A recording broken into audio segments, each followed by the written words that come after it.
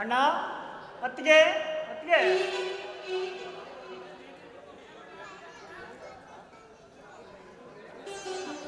ಓ ಸೋಮು, ಬಾಪ. ಅತ್ತಿಗೆ ಅಣ್ಣ ಮನೇಲಿಲ್ಲ ಅತ್ತಿಗೆ? ಇಲ್ಲಪ್ಪ, ಅವ್ರು ಇಲ್ಲೇ ಮಡಿಕೇರಿಗೆ ಹೋಗಿ ಬರ್ತೀನಿ ಅಂತ, ಕೆಲ್ಸದ ಮೇಲೆ ಹೋಗಿ ಬರ್ತೀನಿ ಅಂತ ಹೋದವರು 10 ದಿನ ಆಯ್ತು. ಇನ್ನು ನೋಡು ಮನೆಗೆ ಬಂದಿಲ್ಲ. ನನಗೆ ಯಾಕೋ ತುಂಬಾನೇ ಭಯವಾಗ್ತಿದೆ ಕಣೋ. ಸರಿ ಬಿಡು. ಅಂದ ಹಾಗೆ ನೀನು ಓದ್ಬೇಕು ಅಂತ ಹೇಳ್ತಿದ್ದೆ, ನೌಕರಿ ಸಿಕ್ತು ಅಂತ ಹೇಳ್ತಿದ್ದೆ, ಏನಾಯ್ತು? ಅತ್ತಿಗೆ, ಈ ಸಾರಿ ನನ್ನ ಹೆಸರಿಗೆ PSI ನೌಕರಿ ಬಂದ್ರೆ ಬರ್ಬೋದು. ಹೋಗ್ಲಿ ಅದಕ್ಕೆ ನೀವೇಕ ಮಂಕಾಗಿರೋಲ್ಲ, ಯಾಕೆ ಹುಷಾರಿಲ್ಲ? ಏನಂತ ಹೇಳಿ, ಈ ಮನೆಯಲ್ಲಿ ಒಬ್ಳಿಗೆ ಇದ್ದು ತುಂಬಾನೇ ಬೇಜಾರಾಗ್ಬಿಟ್ಟಿದೆ. ಅದು ಅಲ್ಲದೆ ಬರ್ತೀನಿ ಅಂತ ಹೇಳಿದವರು ಇವ್ರು ನೋಡಿದ್ರು ಇಷ್ಟು ದಿನ ಮಾತ್ರ ಬಂದಿಲ್ಲಲ್ಲ, ಅದಕ್ಕೆ ಯಾಕೋ ಗೊತ್ತಿಲ್ಲ ಮನ್ಸಿಗೆ ತುಂಬಾ ಬೇಜಾರಾಗ್ಬಿಟ್ಟಿದ್ಯಪ್ಪ. ಅತ್ತಿಗೆ ನಾನು ಮಾತು ಕೇಳಕ್ಕೆ. ಯಾಕಪ್ಪ ಹೀಗೆ ಕೇಳ್ತೀಯ? ಖಂಡಿತವಾಗ್ಲು ಮನಸ್ಸಿನಲ್ಲಿ ಭಾವನೆಗಳನ್ನು ಮುಚ್ಚಿಡದೆ ಅದೇನು ಅಂತ ಹೇಳಿ. ಅತ್ತಿಗೆ, ನೀವು ತಿಳಿದವರು, ಸಂಸ್ಕೃತವರು, ಈ ಮನೆಯ ಭಾಗ್ಯ ದೇವತೆ, ಮೇಲಾಗಿ ನನ್ನನ ಧರ್ಮಪತ್ನಿ. ನೋಡತ್ತಿಗೆ ಹಿಂದೆ ಕಾಲೇಜಿನಲ್ಲಿ ನಡೆದ ಘಟನೆಯನ್ನು ಮರೆತು ಈಗ ನನ್ನನ್ನು ನಿಮ್ಮ ಮಗನಂತೆ ಕಾಣುವುದು ನಿಮ್ಮ ಕರ್ತವ್ಯ, ಎತ್ತ ತಾಯಿಯಂತೆ ನೋಡುವುದು ನನ್ನ ಕರ್ತವ್ಯ. ನೋಡತ್ತಿಗೆ, ನಿಮ್ಮ ಕೈಯಿಂದ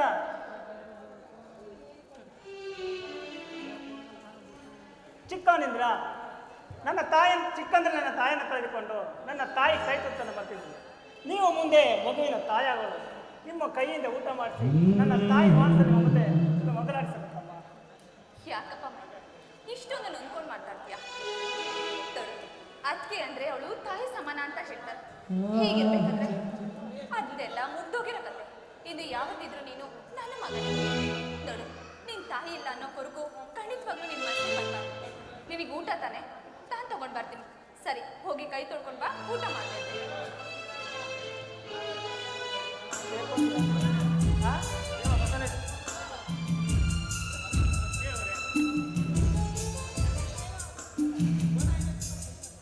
ದೇವರೇ, ನನ್ನ ಮೇಲಿನ ಅತ್ತಿಗೆಗೆ ಯಾವ ದುರ್ಗುಣಗಳು ಬೆಳೆಯಬಾರದಂತೆ ಮಾಡುತ್ತಂದಿ.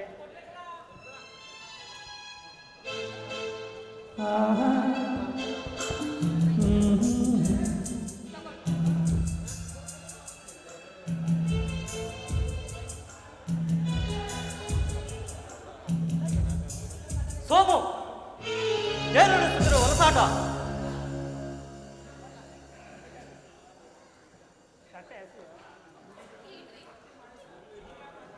ಏನ್ ಮಾತಾಡ್ತಿದ್ದೀರಾ?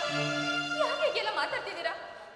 ಅವನು ಹಸು ಅಂತ ಹೇಳ್ದ, ಅದಕ್ಕೆ ಊಟ ಮಾಡ್ತಿದ್ದೆ ಅಷ್ಟೇ. ಒಂದು ದ್ರೋಹಿ, ನಾ ಬಂದದನ್ನು ಕಂಡು ತಾಯಿ ಮಗಿಗೆ ಹೋಲಿಕೆ ಮಾಡಿ ನನ್ನ ಕಣ್ಣಿಗೆ ಮುನ್ನೆಡುತ್ತಿದ್ದೀವ್ಯಾ? ನೀನಿಂತವನು ಅಂತ ಮೊದಲೇ ಗೊತ್ತಿದ್ದರೆ ನೀನು ಚಿಕ್ಕವನಿದ್ದಾಗಲೇ ನಿನ್ನ ಕತ್ತಿಚಿಕ್ಕಿ ಸಾಯಿಸಿಬಿಡ್ತಿದ್ದೆ.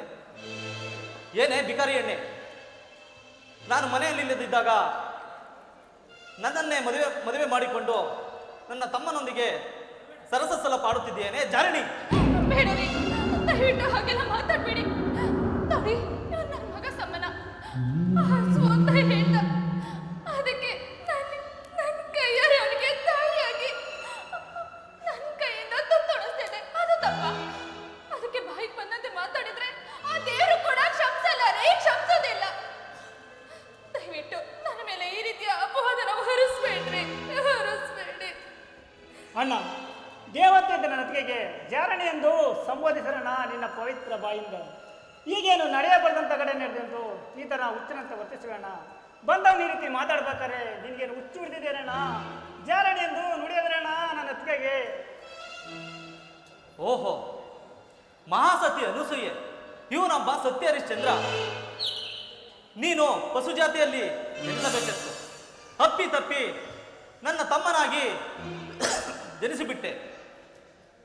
ನನ್ನ ತಮ್ಮ 4 ಜನರೆದುರಿಗೆ ನೀತಿವಂತ, ಬುದ್ಧಿವಂತ, ಒಳ್ಳೆ ನೌಕರಿ ಪಡೆದು 4 ಜನರಿಗೆ ಮಾದರಿಯಾಗುತ್ತಾನೆ ಅಂತ ಎಲ್ಲರೊಂದಿಗೆ ಹೇಳಿಕೊಳ್ಳುತ್ತಿದ್ದೆ. ಆದರೆ ನನ್ನ ಕನಸಿನ ಗೋಪುರವನ್ನೇ ನೆಲಸಮ ಮಾಡಿಬಿಟ್ಟಿಯೇ ಚಾಂಡಾಳ. ಯಾಕ್ರಿ ಅವನಿಗೆ ಬಾಯಿಗೆ ಬಂದಂತೆ ಮಾತಾಡ್ತಿದ್ದೀರಾ? ಇದರಲ್ಲಿ ಅವನೇನು ತಪ್ಪಿಲ್ಲ ರೀ. ನೋಡಿ, ಅವನಿಗೆ ಈ ರೀತಿ ಎಲ್ಲ ಮಾತಾಡ್ತಿದ್ರೆ ಸಹಿಸ್ಕೊಳ್ಳೋ ಶಕ್ತಿ ಇಲ್ಲ. ನಿಮಗೇನಾದ್ರೂ ಕೋಪ ಇತ್ತು ಅಂತ ಹೇಳಿದ್ರೆ ಒಂದೇ ಒಂದು ತೊಟ್ಟು ವಿಷ ನನಗೆ ಕೊಟ್ಬಿಡಿ.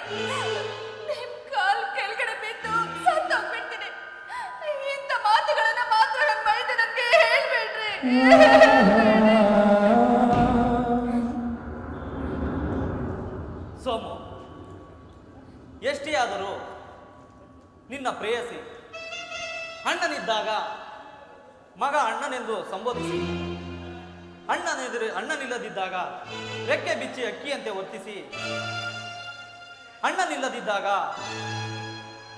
ಕಾಮದಾಟ ಆಡುತ್ತಿರುವಲ್ಲ, ಇವಳಂತ ಅನುಸೂಯೆ ನಡೆ. ಇದಕ್ಕಿಂತ ಮುಂಚೆ ಇನ್ನೆಷ್ಟು ಜನರ ಜೊತೆ ನಾ ಕಾಣೆ. ಏನ್ರಿ ಇಂಥ ಸಮಯದಲ್ಲಿ ಹೀಗೆಲ್ಲ ಮಾತಾಡಿದ್ರೆ ಹೋಗು ಅಂದ್ರೆ ನಾನೇನ್ರಿ ಮಾಡ್ಲಿ? ದಯವಿಟ್ಟು ಹಾಗೆಲ್ಲ ಮಾತಾಡ್ಬೇಡ್ರಿ, ನಿನ್ ಕಾಲ್ ಹಿಡ್ಕೊಳ್ತೀನಿ. ದಯವಿಟ್ಟು ದಯವಿಟ್ಟು ನನಗೆ ಆಪದ ಹೊರಿಸ್ಬೇಡ್ರಿ. ಏನ್ ಬಾವಾ, ಏನ್ ಮನೆಯಲ್ಲ ರಾದಂತ ಏನ್ ಯುದ್ಧ ಕಂಡೇವೆ ನಡೆದಂಗೆ ಕಾಣಿಸುತ್ತೆ ಮನೆಯಲ್ಲಿ. ಹೌದಪ್ಪ, ನನ್ನ ಮನೆ ಎಂದರೆ ಕುರುಕ್ಷೇತ್ರವಿದ್ದಂತೆ. ನನ್ನ ತಮ್ಮ ಲಕ್ಷ್ಮಣನೆಂದು ಭಾವಿಸಿದ್ದೆ. ಆದರೆ ಅಣ್ಣನ ಹೆಂಡತಿರ ಜೊತೆ ಸಂಸಾರ ತ್ಯಾಗ ಮಾಡ್ತಿರುವಾಗ ಇವನು ನನ್ನ ತಮ್ಮನಲ್ಲ, ಅಜಂತನ ವೈರಿ. ಪಾಪ ಎಷ್ಟು ದಿನದಿಂದ ವಂಚಾಕುತ್ತಿದ್ದಾರ ಏನು? ಇಂಥ ಸಮಯ ಅವರಿಗೆ ಬಿದ್ದಿರಲಿಲ್ಲ. ಮನೆಯಲ್ಲಿ ಯಾರು ಇಲ್ಲವನ್ನು ನೋಡಿ ನಾವು ತಳಕು ಬಿಚ್ಚ ಆಡದಂತೆ ಆಡುತ್ತಿರ್ಬೇಕಾದ್ರೆ ನೀನು ಗೌಡರಾಗಿ ಬಂದು ಸನ್ನಿವೇಶವನ್ನು ಬದಲಾಯಿಸಿಬಿಟ್ಟೆ. ಇಲ್ಲಿ ನೋಡು ದಯಾನಂದ, ಈ ಫೋಟೋದಲ್ಲಿರುವ ಪ್ರೇಮಿಗಳು ಯಾವ ರೀತಿ ಅಪ್ಪಿ ಸುಖಪಡುತ್ತಿದ್ದಾರೆ ಪಾಪ. ನೀನು ಇವರನ್ನು ಚಿಕ್ಕಂದಿನಿಂದ ಸಾಕಿದ್ದು ಹಾವಿನ ಮನೆಯನ್ನು ಅರಮನೆಯಲ್ಲಿಟ್ಟು ಹಾಲಾಕಿ ಸಾಕಿದಂತೆ. ಆದರೆ ಆ ಹಾವಿನ ಮರಿ ನೀನುಣ್ಣುವ ತಟ್ಟೆಯಲ್ಲಿ ವಿಷವಾಗ ಕುತ್ತುತ್ತಿದೆ ಈ ತಲೆ ತಿರುಕ. ಏನೇ ಬಿಕಾರಿ ಎಣ್ಣೆ, ನಿನ್ನ ಮುಖ ನೋಡಿದಾಗಲೆಲ್ಲ ನನ್ನ ದ್ವೇಷ ಪುಟಿಯುತ್ತಿದೆ. ನೀನು ನನ್ನ ಕಣ್ಣಿಗೆ ಕಾಣಬಾರದಂಗೆ ಎಲ್ಲಾದರೂ ಹಾಳಾಗು. ಇದೇನ್ರಿ ಹೀಗೆ ಹೇಳ್ತಿದ್ದೀರಾ? ಹೊಂಟಿಯಾಗಿ ಮನೆ ಬಿಟ್ಟು ನನ್ನನ್ನು ಬಿಟ್ಟು ಹೊಂಟೋಗು ಅಂತ ಹೇಳಿದ್ರೆ ನಾನು ಎಲ್ಲಿ ಹೋಗ್ಲಿ? ನಿಮ್ ನಮ್ಮಯ್ಯ ಅಂತೇಳ್ರಿ, ದಯವಿಟ್ಟು ಹಾಗೆಲ್ಲ ಇದ್ರ ಬದಲು ಒಂದ್ ದೊಡ್ಡ ವಿಷ ಕೊಟ್ಬಿಟ್ರಿ, ನೆಮ್ಮದಿ ಹಾಗೆ ಪ್ರಾಣ ಬಿಟ್ಬಿಡ್ತೀನಿ.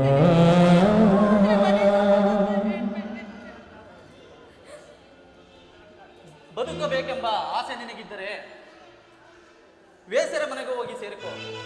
ಒಳ್ಳೊಳ್ಳೆ ಗಿರಾಕಿಗಳನ್ನು ತಂದು ಬಿಡುತ್ತಾನೆ ಈ ನಿನ್ನ ಪ್ರಿಯತಮ.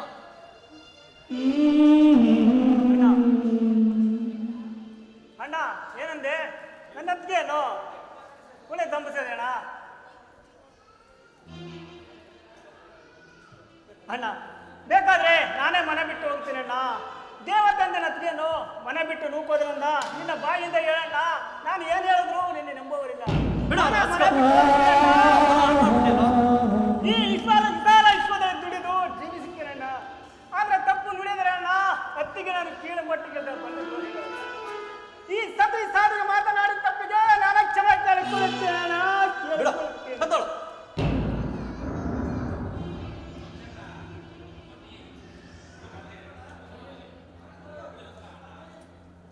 ಈ ಸತಿ ಸಾಧನೆ ಮಾತಾಡಿದ ತಪ್ಪಿಗೆ ನಾನು ಕ್ಷಮೆ ಕೇಳಿಕೊಳ್ಳುತ್ತೇನೆ ಅಣ್ಣ, ಕೇಳಿಕೊಳ್ಳುತ್ತೇನೆ ಅಣ್ಣ.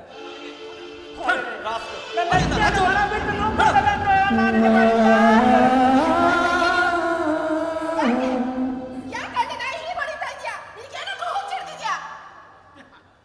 ಹುಚ್ಚಿಡಿದಿರುವುದು ನಿನ್ನ ಹಿರಿಯಣ್ಣನಿಗಲ್ಲ ಸುವರ್ಣ,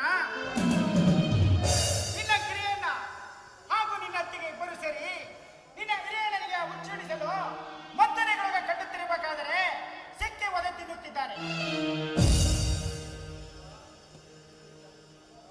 ಬಾವಾ ಅದೇನೇ ಮೊದಲ ನನ್ನ ದೇವರು ಅಂತ ಹೇಳುವಾಗ ನೀನು ನಿನ್ನ ಘಾತಕತನ ಕೈ ಕೆಳಗೆ ತೋರಿಸಿಬಿಟ್ಟಲ್ಲ. ದೇವರು ಎಂದಿಗೂ ನಿನ್ನ ಮೆಚ್ಚಿದನೋ? ಕೊನೆಗೂ ನಮ್ಮ ಮನೆ ಹತ್ರ ಗಡ್ಡ ಸರ್ಪವಾದೆಯಲ್ಲೋ. ಏನಂದೆ? ನಾನು ಗಡ ಸರ್ಪವೇ? ಮಗಳ? ಯಾವ ಗಡ ಸರ್ಪ? ಸುವರ್ಣ, ಮರ್ಯಾದೆಗೆ ಹಿಂದೆ ಹೋಗಿಯೋ ಅಥವಾ ವೈದ್ಯರು ಇದರ ನಿನಗೆ ತೋರಿಸಲು ಹಿರಿಯಕ್ಕನ ಚಳಿ ಮನೆ ಮಂದಿಗೆ ಅನ್ನುವಾಗೆ ನೀನು ಇವರ ಬಗ್ಗೆ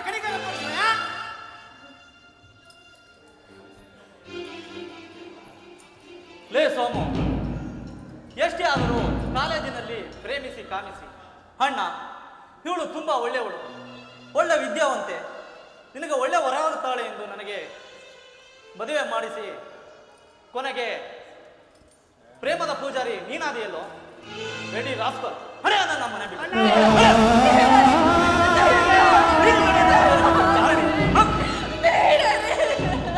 ಕಾಣದ ಊರಲಿ ನೀ ಕುಳಿತಿರುವೆ, ಎಲ್ಲರ ಕಥೆಯ ನೀ ಬರೆದಿರುವೆ, ಎಂದು ಮುಗಿಯದ ಬಾಳ ನಾಟಕವ ಆಡಿಸುತ್ತಿರುವೆ, ನೀ ನೋಡುತ್ತಲಿರುವೆ, ನೀ ನೋಡುತ್ತಲಿರುವೆ. ದಯವಿಟ್ಟು ನನ್ನ ಮನೆಯಿಂದ ಹೊರಗಡೆ ಕಳಿಸ್ಬೇಡ್ರಿ. ನಿಮ್ದಮ್ಮಯ್ಯ ಈ ಮನೆಯಲ್ಲಿ ಇರೋದಕ್ಕೆ ಅವಕಾಶ ಮಾಡ್ಕೊಡಿ. ನಾನು ಖಂಡಿತವಾಗ್ಲೂ ತಪ್ಪು ಮಾಡಿಲ್ಲ ರೀ. ನಾನು ಜಾರಿಣಿ ಹೆಣ್ಣಲ್ಲ. ನಿಮ್ ಕಾಲು ಹಿಡಿದು ಬೇಡ್ಕೊತೀನಿ. ಈ ಮನೆಯಿಂದ ಹೊರಗಡೆ ಕಳ್ಸೋದಾದ್ರೆ ನನ್ನನ್ನ ನೀವೇ ಸಾಯಿಸ್ಬೇಡ್ರಿ. ನನ್ನನ್ನ ನೀವೇ ಸಾಯಿಸ್ಬೇಡಿ. ಆದ್ರೆ ಇಷ್ಟೊಂದು ಪರಿಜ್ಞಾನವಿದ್ದ ನೀನು ಈ ಮಟ್ಟಕ್ಕೆ ಇಳಿಯಬಾರದಿತ್ತು. ಗೆದ್ದರೆ ಆಡಲು ಬಂದಿದ್ದೆ, ಸೋತರೆ ನೋಡಲು ಬಂದಿದ್ದೆ ಎನ್ನುವ ಗಾದೆಯಂತಿದೆ ನಿನ್ನ ಈ ನಾಟಕ.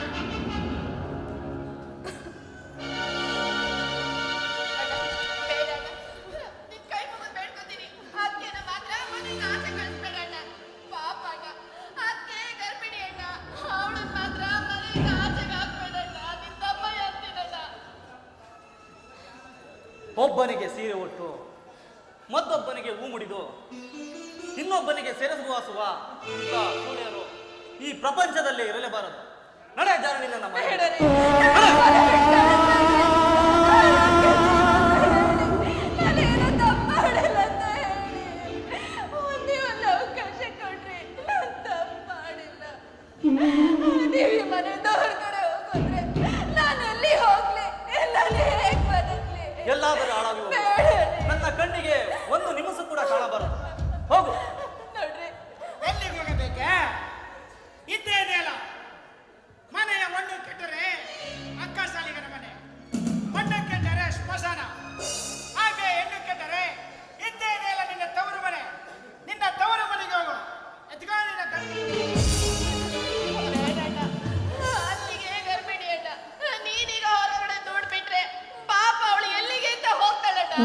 ಇನ್ನೆಲ್ಲಿ ಹೋಗಬೇಕೆ? ಒದೆ ತಿಂದು ಹೋದನಲ್ಲ ಅವನ ಪ್ರಿಯಕರ, ಅವನಿಂದ ಹೋಗಲಿ. ಬೇಡರಿ.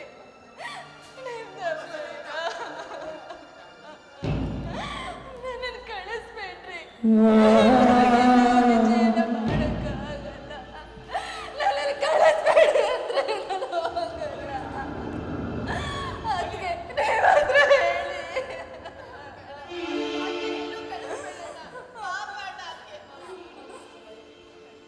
ಬೇಡರಿ. ನನ್ನನ್ನು ಕಳಿಸ್ಬೇಡ್ರಿ.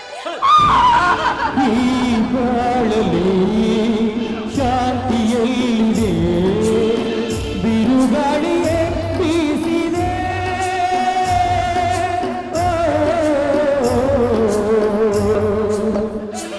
ಆಸೆಗಳೇ ಚೂರಾಯಿತೆ, ಕನಸುಗಳು ಮಣ್ಣಾಯಿತೆ, ಅನುರಾಗವೇ ಸುಳ್ಳಾಯಿತೆ.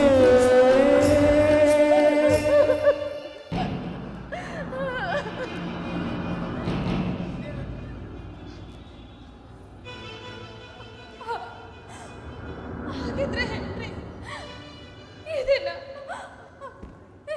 ಇದೇನ ನಿಮ್ ಕೊನೆ ನಿರ್ಧಾರ? ಹೌದು. ನನ್ನನ್ನ ಮನೆಯಿಂದ ಹೊರಗಡೆ ಕಳಿಸ್ತೀರಾ? ಬೇಡ. ಹೌದು. ಹೋಯ್ತೇನೆ. ಬೇಡರಿ. ನಾನು ಹೋಗಲ್ಲ. ನಾನು ಹೋಗಲ್ಲ ರೀ. ಹೋಗಲ್ಲ. ಹಿಂಗೆ ನಿಧಾನವಾಗಿ ಹೋಗ್ತೀನಿ. ನೀನು ಹಿಂಗೆ ನಿಧಾನವಾಗಿ ಹೆಜ್ಜೆ ಹಾಕುತ್ತಾ ಹೋದರೆ ಅದ್ಕೆ ನೀವಾದ್ರೂ ಹೇಳಿ. ನಾನು ನೀನು ಬೀದಿ ಹೆಣವಾಗಿ ಬಿಡ್ತೀಯ. ನಡೆ ಜಾರಣಿ.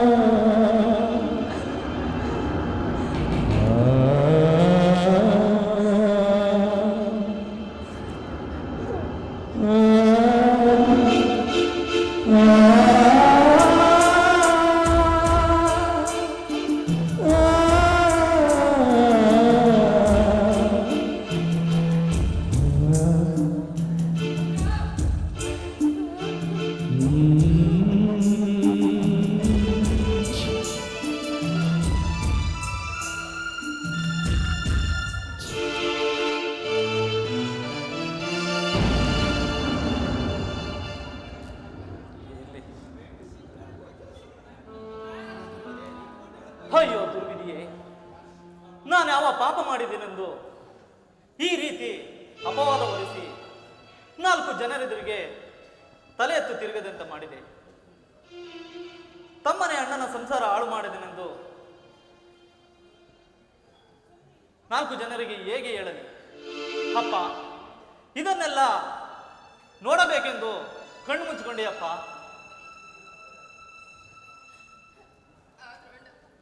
ನೀನು ಸ್ವಲ್ಪ ತಾಳ್ಮೆ ತಗೋಬೇಕಾಗಿತ್ತು. ದುಡುಕಿ ಎಷ್ಟು ದೊಡ್ಡ ತಪ್ಪು ಮಾಡ್ಬಿಟ್ಟೆ ಗೊತ್ತಾ ನೀನು? ಹೋಗ್ಲಿ ಬಿಡು, ಯಾರ ಹಣೆಯಲ್ಲಿ ಏನ್ ಬರ್ದಿರುತ್ತೋ ಅದೇ ತಾನೇ ನಡಿಬೇಕು. ಆಗಿದ್ದೆಲ್ಲ ಕೆಟ್ಟ ಕನ್ಸು ಅಂತ ಮರ್ತ್ಬಿಡು. ಬಾಣ ಊಟ ಮಾಡುವಂತೆ ಬಾ. ಊಟ ಅವನಿಗೆ ಮೇಲೆ ಊಟ ಸುವರ್ಣ. ಒಡ ಹುಟ್ಟಿದ ತಮ್ಮ ಬುದ್ಧಿ ಖರ್ಚು ಸಾಕಷ್ಟು ಉಳಿಸಿದ್ದಾನೆ. ಇನ್ನು ಮಾಡಿಕೊಂಡ ಮಾಡದೆ ಹೊಟ್ಟೆ ಉಬ್ಬಿಸುವಷ್ಟು ಉಳಿಸಿದ್ದಾನೆ. ಅವನಿಗೆ ಇನ್ನೆಲ್ಲಿ ಊಟ? ಅವನು ಇಲ್ಲ ಬಿದ್ದಕ್ಕೆ ಉಂಡಿರಲಿ. ಬಾ ಸುವರ್ಣ, ನನಗಂತೂ ಈ ದುಷ್ಕರ್ಮಗಳ ಜೊತೆ ಪೇಚಾಡಿ ಸಾಕಾಗುತ್ತದೆ. ಒಂದು ಲೋಟ ಹಾಲು ಕೊಡಬಾ, ಕುಡಿಯೋಣ. ಏನಂದ್ರೆ ಏನ್ ಹೇಳ್ತಾ ಇದ್ದೀರಾ ನೀವು? ನೀವು ನನ್ನ ಗಂಡಗೆ ಸುವರ್ಣ, ನಾನು ಹೇಳಿಕೊಂಡು ಕೇಳಿಕೊಂಡು ಬಿದ್ದಿದ್ದರೆ ನಿನಗಿಲ್ಲಿ ಸ್ಥಾನ. ಇಲ್ಲದಿದ್ದರೆ ನೀನು ಕೂಡ ಅವನ ಹಿಂದೆ ಹೊರಟು ಹೋಗಬೇಕಾಗುತ್ತದೆ.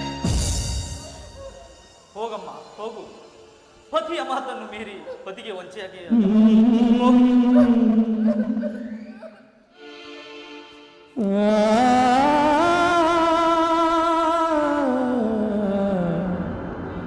ಅಯ್ಯೋ ದಯಾನಂದ, ಹಿಂದೊಮ್ಮೆ ಅಗರ್ಭ ಶ್ರೀಮಂತ ಪರೋಪಕಾರಿಯಾಗಿ ಮೆರೆದ ದಯಾನಂದನ ಬಾಳು 4 ಜನರೆದುರಿಗೆ ಮಣ್ಣು ಪಾಲಾಯಿತೆ. ನಾನು ಹೇಗೆ ಮಗು ಹೊತ್ತು ತಿರುಗಲಿ? ಏನಂತೆ ಹೇಳಲಿ? ಒಡ ಹುಟ್ಟಿದ ತಮ್ಮ ಅಣ್ಣನ ಸಂಸಾರದ ಬಳ್ಳಿಗೆ ಕನ್ನ ಇಟ್ಟನೆಂದು ಹೇಳಲಿ? ಹೆಂಡತಿಯೇ ಸಂಸಾರವನ್ನು ಹಾಳು ಮಾಡಿದನೆಂದು 4 ಜನರಿಗೆ ಹೇಳಲಿ? ಬೇಡ ಬೇಡ, ಈ ವಿಚಾರ 4 ಜನರಿಗೆ ಗೊತ್ತಾಗುವ ಮೊದಲೇ ನಾನು ಆತ್ಮಹತ್ಯೆ ಮಾಡಿಕೊಳ್ಳಲೇಬೇಕು. ಅಂದರೆ ಆತ್ಮಹತ್ಯೆ ಮಾಡಿಕೊಳ್ಳಲೇಬೇಕು.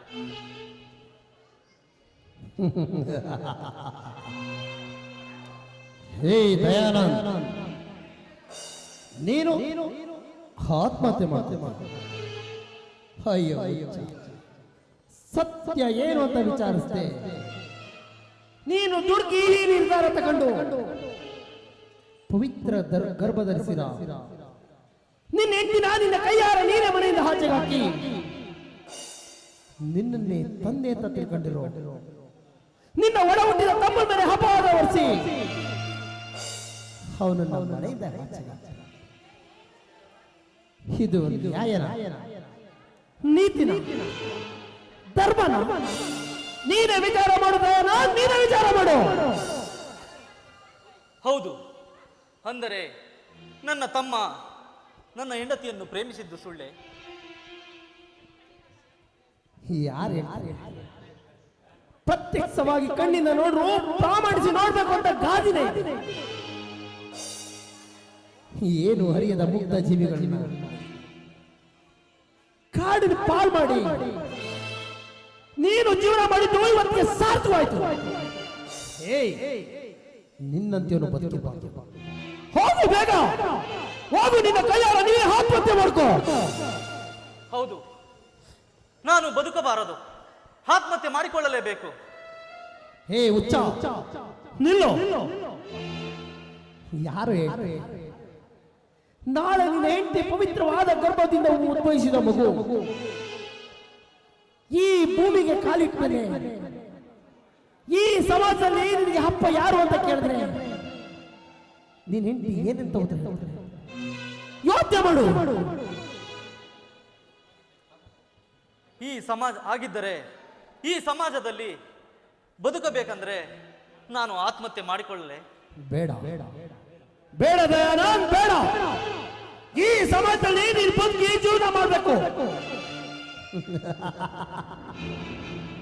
ಸಮಾಜದಲ್ಲಿ ನೀನೊಬ್ಬ ಪ್ರತಿಷ್ಠಾನಿತ ವ್ಯಕ್ತಿ. ಮಾನ ಹೋದ್ಮೇಲೆ ಮಾನ ಬಂದ ಹಾಗೆ ನೋಡು ಇನ್ನು ಈ ವಿಷಯ ಯಾರಿಗೂ ಗೊತ್ತಿಲ್ಲ. ಎಲ್ಲರಿಗೂ ಗೊತ್ತಾಗಕ್ಕಿಂತ ಮುಂಚೆ ಹೋಗಿ ಯಾವ್ದಾದ್ರು ಮರಕ್ಕೆ ಹೋಗಿ ನೇಣು ಹಾಕು. ಹೌದು, ಅವಾಗ ಈ ಸಮಾಜದಲ್ಲಿ ನಿನಗೊಂದು ಹೆಸರು ಇರುತ್ತೆ. ಹೌದು, ಈ ಸಮಾಜದಲ್ಲಿ ನನ್ನ ಹೆಸರು ಉಳ್ಕೋಬೇಕಾದ್ರೆ ನಾನು ಆತ್ಮಹತ್ಯೆ ಮಾಡಿಕೊಳ್ಳಲೇಬೇಕು, ಅಂದರೆ ನೇಣು ಹಾಕಿಕೊಳ್ಳಲೇಬೇಕು. ಬೇಡ ದಯಾನಂದ್, ಬೇಡ.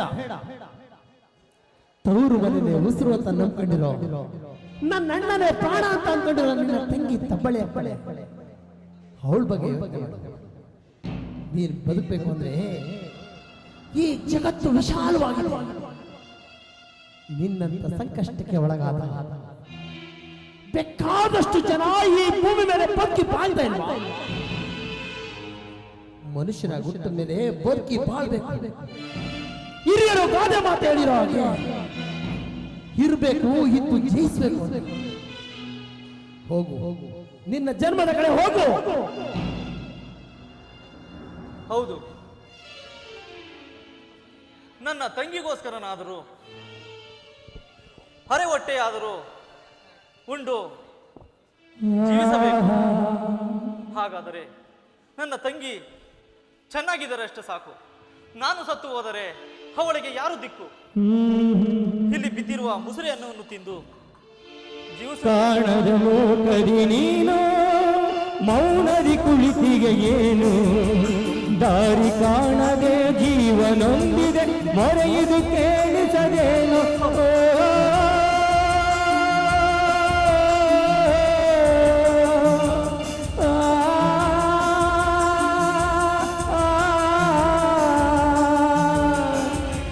ಕಾಣದೂರಲ್ಲಿ ನೀನು ಮೌನದಿ ಕುಳಿತಿಗೆ ಏನು ದಾರಿ ಕಾಣದೆ ಜೀವನೊಂದಿದೆ ಮೊರೆಯ